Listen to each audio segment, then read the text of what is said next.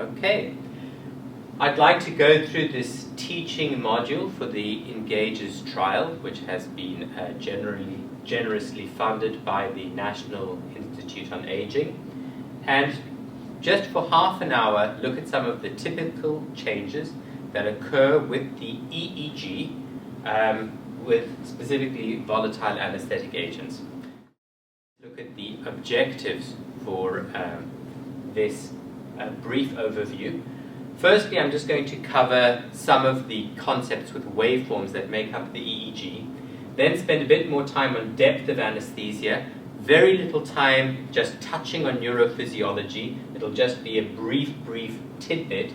Then look at some of the nuts and bolts and what's important and what's not, some of the limitations of processed indices, some real life examples from the operating room, and then proof of principle showing that titration is actually possible in the operating room.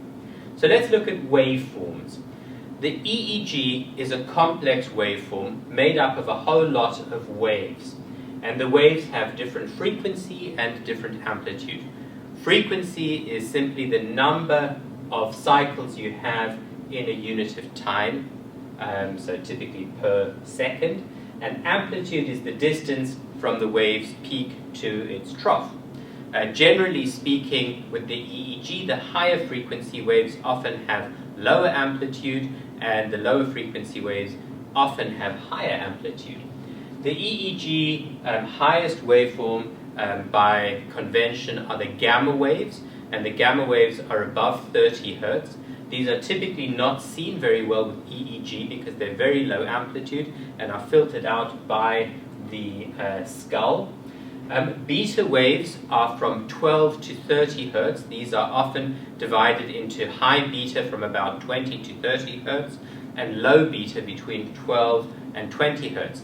This is functionally important because early on, as one becomes anesthetized, there's a shift from high beta to low beta. So the loss of the high beta is really important.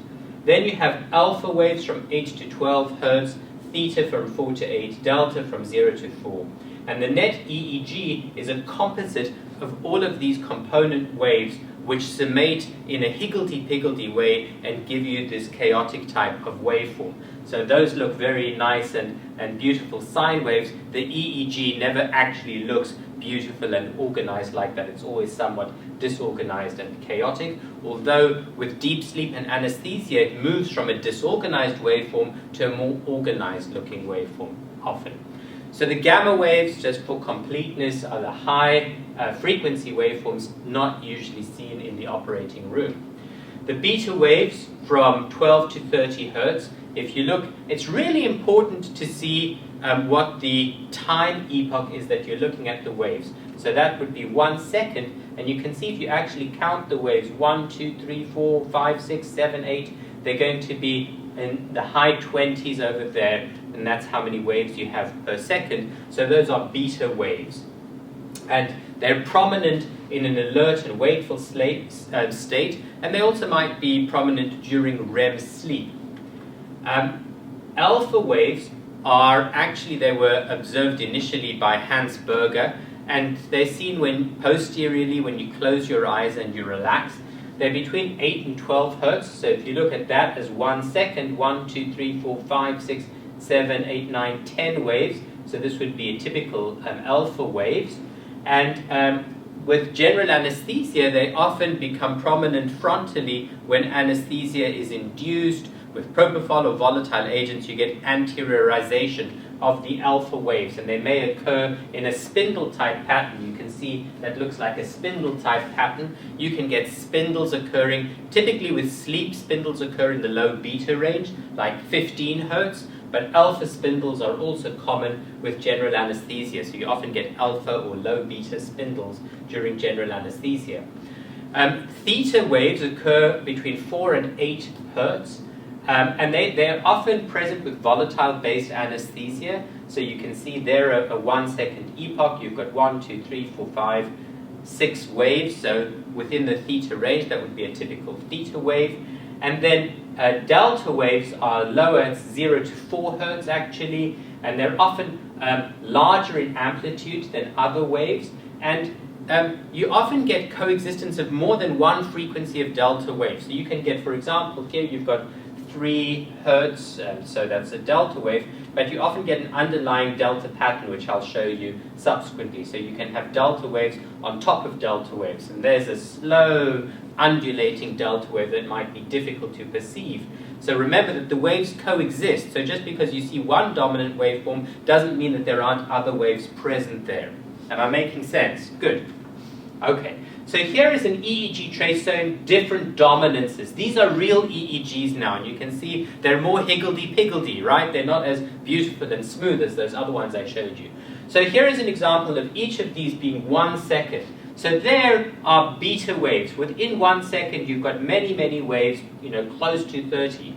Here is an alpha dominant rhythm where you can actually count, and it will be between 8 and 12 waves in a second. Here is theta dominance, 1, 2, 3, 4, 5 hertz. And here is delta dominant, 1, 2, 3, a 4 hertz delta rhythm, but with a probable underlying slower delta rhythm, maybe at about half a hertz, on which the 4 hertz is coupled. So the EEG, it's difficult to see all the waves in a complex waveform. So you can also do a Fourier transform, which takes a complex wave and breaks it up into its component pieces. So here, this is time on the x-axis with amplitude. After a Fourier transform, you get frequency and the power. The amplitude is converted to what is the power of those waves. So you can actually see in this waveform, you've got a lot of delta waves, then you've got some waves at 8 hertz, which are theta waves, and then beta waves at 20 hertz. So those are the waves making up that waveform in a Fourier transform. Okay, let's move on to depth of anesthesia. Now we're getting into the meat of it. So depth of anesthesia of a volatile agent, first, when you're awake, there's this high frequency activity. You can be fooled by blinks, which when you close your eyes, you get a big square waveform that can look like a delta wave. So it's important to know to distinguish that. When you become more relaxed, you still have this high beta activity, less EMG or electromyography artifact. With light general anesthesia, you actually see these high beta waves vanishing, and you can start distinguishing actual waves at the high sweep speeds, but you don't get a slow undulating delta rhythm underlying that. What we want for general anesthesia is depths 4 and 5. Depth 4 is where you have spindles riding on these slow delta waves. So you've got synchrony between these different frequencies, so phase coupling. So you've got low beta or alpha waves phase coupled with a slow delta rhythm. And so that would be spindles riding on delta waves. And sometimes with deeper anesthesia, or sometimes some patients don't get prominent spindles like older patients, then you get a more prominent delta wave. So both of these are types of slow wave anesthesia. Sometimes the loss of the spindles represents a deeper plane of general anesthesia. And then beyond that, you start to get bursts with suppression, suppressed EEG, where it looks flat line, and then you can get persistent suppression. That's too deep in general anesthesia, and you know you can lighten anesthesia and try to target 5 or 4 even. So this is a spectrogram, which is another way of looking at the EEG. And what the spectrogram does is it gives you a visual Fourier transformation plus a temporal trend. So quickly to orient you to what the spectrogram is showing. On this axis you have frequency in hertz. On this axis you have power in decibels, and this is time. So power goes from blue up to red, and that means where you have red in this picture, it means there are more higher power of waves of those frequencies. And these are the frequencies going from delta through theta, through alpha, low beta, high beta. So you can see that over time, at the beginning of this, for the first 5 minutes, there were these delta waves, but there were also waves throughout the frequency bands, or the frequency zones, going all the way up to gamma. There was high beta, low beta. Then with induction of anesthesia, you had a loss of the high beta, and you had a predominantly delta pattern. And then for the next time period, you had this delta pattern and these alpha waves with low beta, probably spindle activity throughout there where you had phase coupling between alpha and low beta spindles on delta waves, with some theta density and other beta, very little high beta, so very low density there. And then anesthesia was lightened over there, you lost this strong delta wave pattern, you lost the spindles, and you're starting to get some of the high frequencies back again. So this shows a combination between spectrograms and what the EEG looks like at the time of the spectrogram. So by the way, the EEG is taken towards the end of the spectrogram. So because this is over time, this represents what's going on at the far right-hand side of the spectrogram. So in this example, this is non-slow wave anesthesia. You don't have a slow underlying delta pattern, but you also don't have very high frequency beta waves. So there's no high beta. You've got some delta and some generally lower frequency. So this is a shift from high beta to low beta, but not really a deep or a comfortable level of general anesthesia. These two represent more comfortable levels of general anesthesia. This patient here has a lot of density in delta, in theta, and in alpha, and maybe also in low beta. And you can see that there are these spindles over there and an underlying slow delta rhythm, which I'll expand in subsequent slides. So all of these waves are represented in that EEG. Whereas in this example, you've shifted to the delta and theta bands. So you've got these slow delta waves with largely theta waves being phase coupled with those slow delta waves, and very little in the higher frequency bands. And then this example over here, towards the end, this patient has actually gone into a burst suppressed pattern, and this represents suppression, and here is a burst suppression. So you've got a burst and then a suppressed EEG. So that one is too deeply anesthetized. We could lighten and try to get back to these planes up above. So here is an example of the spindle dominant slow wave anesthetic, and what I've done is I've just stretched it out by changing the sweep speed, or the sweep at which the speed at which the wave is run. So when it's run at a much faster speed, then 1 second gives you more visibility of the actual waveform, and you can actually count the waves. So you can see in 1 second you've got 1, 2, 3, 4, 5, 6, 7, 8, 9, 10, 11, 12 waves. So you've got those alpha spindles on a background of slow undulating delta waves. So it's spindle delta pattern. This is an example of a delta dominant slow wave anesthetic. So actually all that I've done is I've taken those condensed examples from the article that was done by Divya Chanda, Paul Garcia, and Jamie Slay, a very nice article actually. I should have shown you over there. There's the reference from PLOS ONE. So I'm just expanding these and looking at them in different sweep speeds. So you can see with higher resolution what the delta dominant slow wave anesthetic looks like. You've got this slow delta pattern, and if you zoom in on a 1 second epoch, you can count 1, 2, 3, 4, 5, 6 waves, theta waves, which are phase coupled with this slow undulating delta rhythm.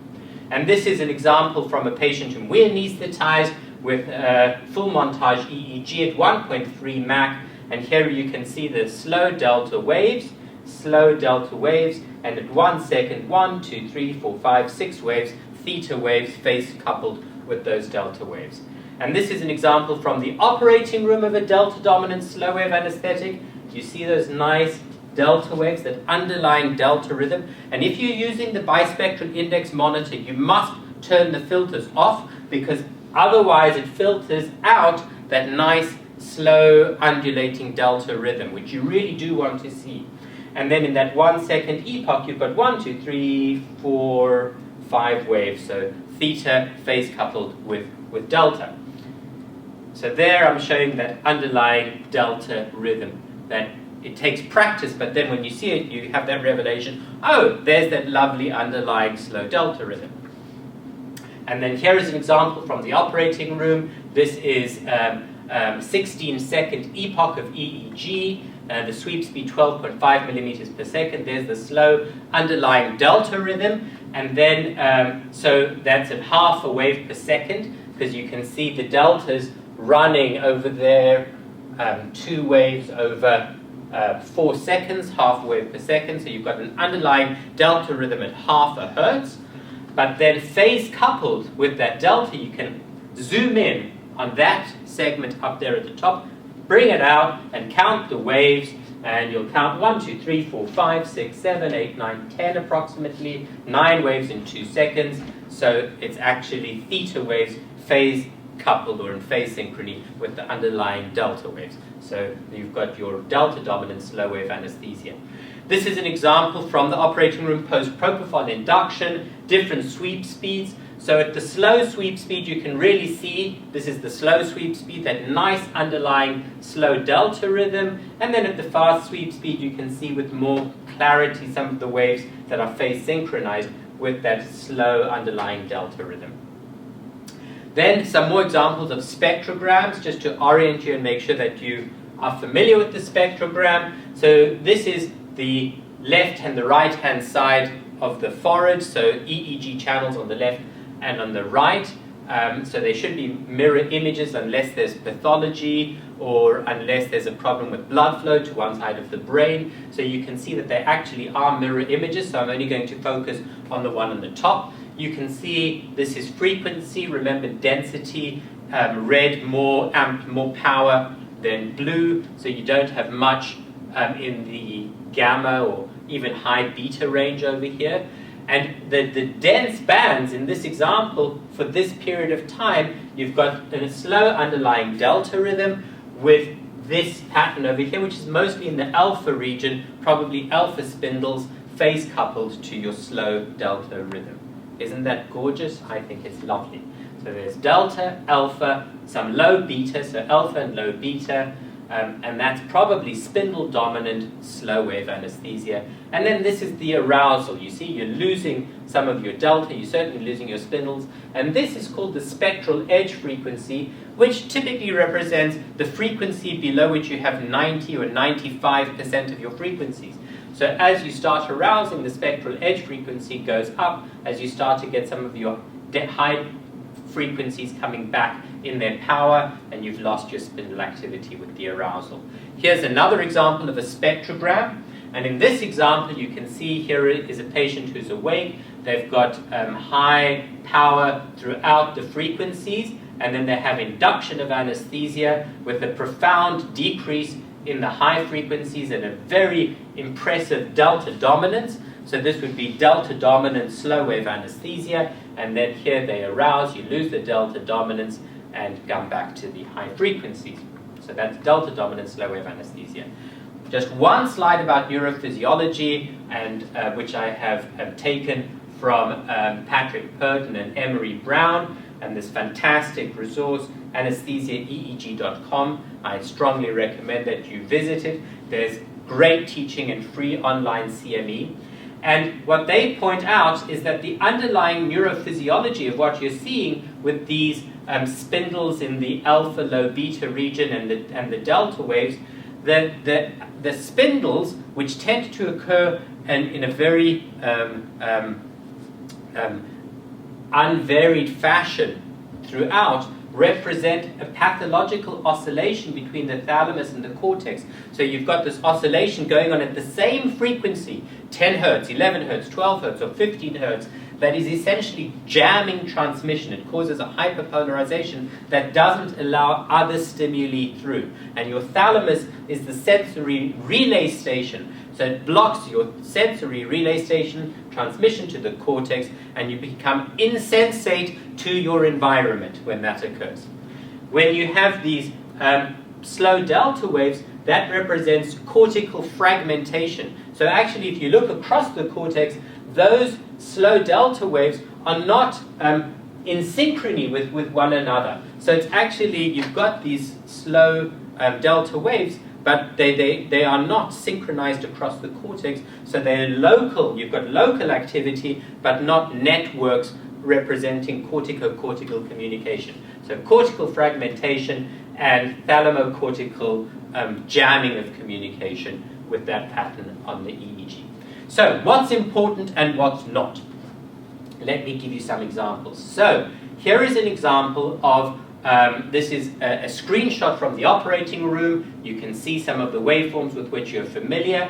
Here is an EEG at two different sweep speeds. This is a slow sweep speed and a faster sweep speed. So that's 32 seconds and 8 seconds. So this is moving more quickly. And what you can see is that even at this faster sweep speed, you've got this very shaggy appearance representing beta waves or high frequency waves. You still have these underlying delta waves. So even when you're awake, you do have the full spectrum of frequencies, but the dominance here is of these beta waves or these high frequency waves. These are blink artifacts, so they could look like big delta waves, but that's because the patient's blinking. Another telltale sign is that the EMG, the electromyography, is in the high 40s. Typically when we're awake, the EMG is in the 40s or low 50s. When we're anesthetized, or if somebody administers a muscle relaxant, so that's a really important potential confounder, the EMG tends to drop to the low 30s or high 20s. But certainly when it's in the high 40s, that's consistent with somebody who's awake and they've actually got muscles generating a lot of the activity that is picked up over there. The spectral edge frequency is probably not accurate because the frequencies are much higher than that, so sometimes this becomes inaccurate. That's why it's so important not to look too much at numbers and be very familiar with the actual waveform. So that's the blink artifact that I wanted to point out. Here is an example of somebody who's in a burst suppressed EEG rhythm. There's a period of suppression with a burst of activity, and then in this case, the BIS is calibrating the ground electrode, so that's a calibration artifact. So not to be confused with somebody waking up, and it's too monotonous to represent something physiological. It could be, the only thing that this could be is persistent suppression with some artifact. But this is what, for this patient, a period of suppression actually looks like. And here the BIS is appropriately low. The suppression ratio is high because there's a lot of suppression, 61% approximately. The spectral edge frequency gets deceived by a burst, so that's probably not very helpful or accurate. But notably, the EMG is low, as I pointed out during general anesthesia. The EMG does drop down. Another thing that's important is the signal quality index needs to be above 50 in order for these numbers to be considered accurate. So that's the calibration artifact. So let's look at some of the limitations of processed EEG indices. So these are the indices that are derived from the raw EEG waveform, and just some illustrations of why, although they are very useful, you should not rely on them entirely because they can be fooled. And you can also be fooled, but hopefully when you're fooled, the index won't be fooled, and when the index is fooled, you won't be fooled. So between the two of you, you'll get it right. So here is an example of a patient who is awake. You can see it with the fast sweep speed. So this is 8 seconds. So each of these blocks is 2 seconds. You've got a lot of waves there in 2 seconds. Close to 60 if you could count them out. But it's a very shaggy baseline, so hard to count those waves. So this is probably high beta. You've got that underlying delta activity, but you've got this beta dominance. Notably, you've got the high EMG, consistent with somebody who's awake, high electromyography. The spectral edge frequency is probably wrong there because you've got a lot of high beta activity. I think that the spectral edge should likely be in the high 20s. So there is an example of a processed index, in this case the spectral edge frequency, not giving you a true picture of what's going on with the patient. Here is an example of concordance. The BIS is appropriately reading 68. You don't have, so this is a fast sweep speed and a slow sweep speed, 2 seconds. You can see that in this 2-second epoch, unlike before, you can actually now see the individual waves. You can see the waves and count them. So you've probably got here maybe 40 waves or so, or less in 2 seconds. So you've shifted from high beta to low beta. So you're not awake with that high frequency beta, you've shifted to low beta, but you don't have an underlying delta pattern. This is not slow wave anesthesia, so this patient is probably in the light plane of general anesthetic. So in this case, the EMG is low, so either this patient is anesthetized or has received a muscle relaxant, the spectral edge frequency is probably about right. 95% of our waves are probably below about 19 hertz, so we've lost the high beta, and the BIS is probably right, and then we probably need to deepen general anesthesia. Everything is giving us the same message. Here, on the other hand, we've got with the high sweep speed and the low sweep speed, here you can see a beautiful delta wave pattern. This is slow wave anesthesia. Here you've got a run of spindles, but mostly deltas. And for this patient, the BIS should probably be reading in the low 40s or even the high 30s. This patient is nicely, deeply anesthetized with a slow wave anesthetic. And the spectral edge frequency even shows you that most of the frequencies are really low over here. This is low delta wave, most of the frequencies. So this is probably accurate, but this is not accurate in this case. So an example of a different type of discordance in this example, if you would. Okay, so here is a slightly different way of showing the EEG. This is still single channel. So these are all single EEG channels, but now shown at 4 different sweep speeds, going from the fastest sweep speed, 50 millimeters per second, to 25 millimeters per second, 12.5 millimeters per second, and 6.25 millimeters per second.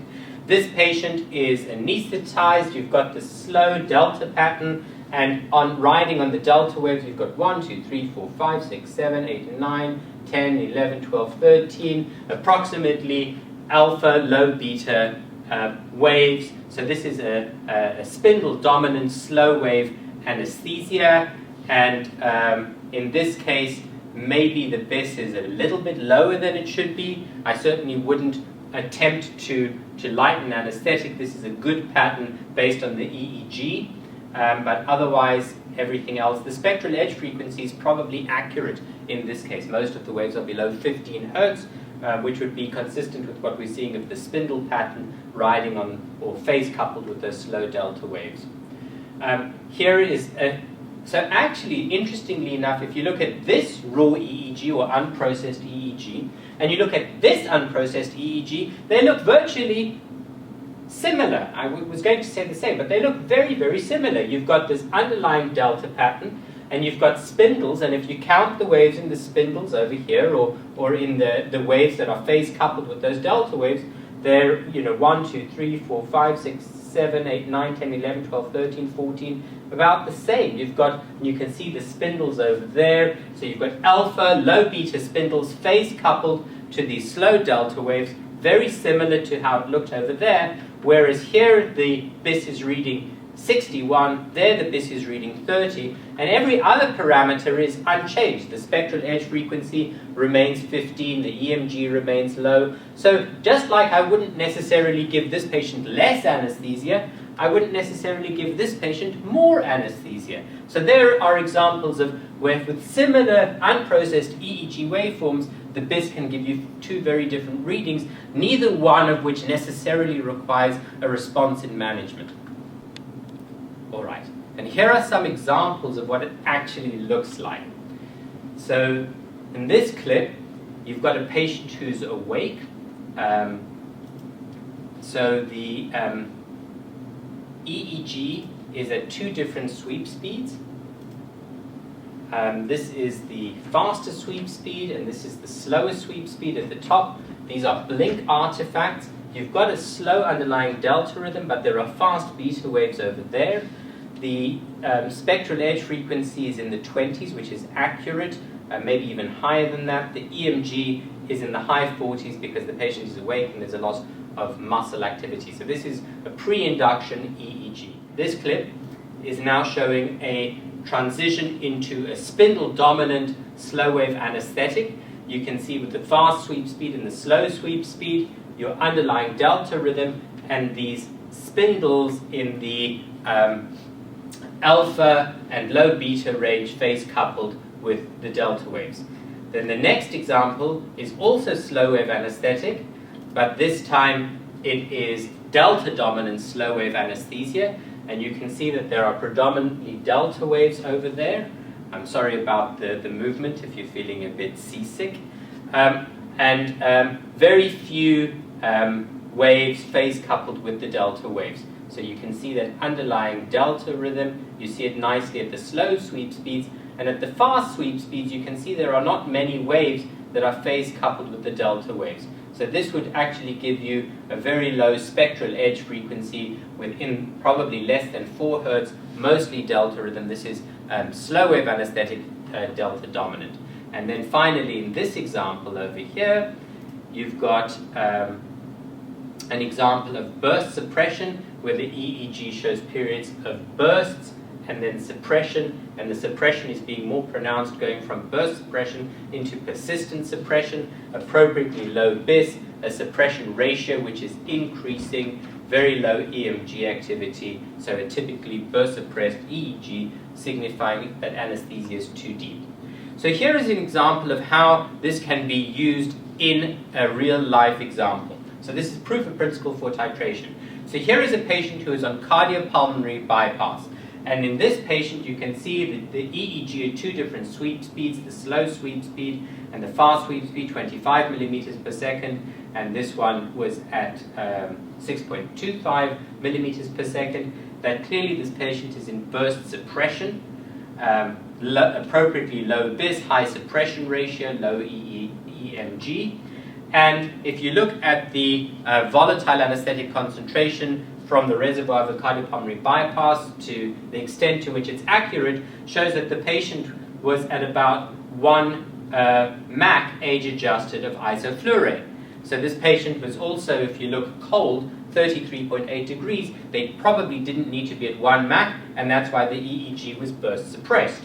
So then what we did is we turned down the agent on the cardiopulmonary bypass to 0.7% isoflurane, 0.7 MAC, and what started to happen is you had less, you would still had suppression, but less. So the suppression ratio, which had been about 70, is now 41. The BIS is coming up, and you've got less burst suppression. So what did we do? Turned down the volatile agent even further to 0.6% or 0.6 MAC, and you can then see we're completely out of burst suppression, and you've got a spindle-dominant slow wave anesthetic. So underlying, there's your slow delta waves, and then riding on the delta waves are these spindles in the, if you look at 1 second epochs, 1, 2, 3, 4, 5, 6, 7, 8, 9, 10, 11, 12, so roughly 12 Hertz, alpha, low beta rhythm. It's a perfect pattern for general anesthesia, and we left it right there. There are a couple of resources that I'd very much like you to consider visiting. This one, www.icetap.org, has a lot of useful tutorials on the EEG. And then one which I mentioned to you earlier, this is an example of the modules you can do on IceTap. And this one, which is anesthesiaeeg.com from Emery Brown and Patrick Purden. Those are also incredibly useful modules with free CME attached to them. So thanks to Patrick and Emery for providing the service to our field. And these are clips taken from their site. Thank you very much. Okay.